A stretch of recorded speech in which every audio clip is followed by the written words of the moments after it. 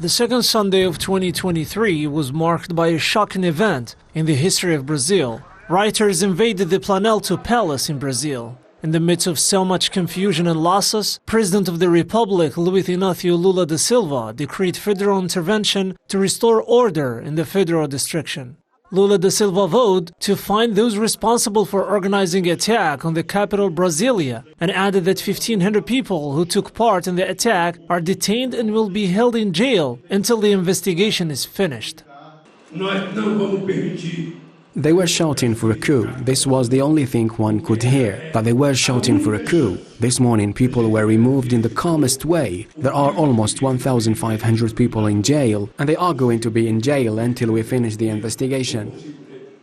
In turn, U.S. Vice President Kamala Harris condemned the attack on Brazilian state institutions perpetrated by supporters of former President Jair Bolsonaro. Harris called the Sunday invasion of Brazil's Congress, Supreme Court, and the presidential palace a clear and obvious attack on democratic process.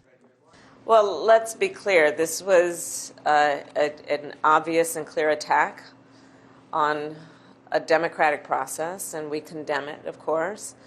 I will also say that, as I've said to the Ambassador Bagley, that I'm very confident in her ability to represent the United States and to extend to President Lula all that we mean in terms of the work that we will do together as allies on some of the most important issues facing our world.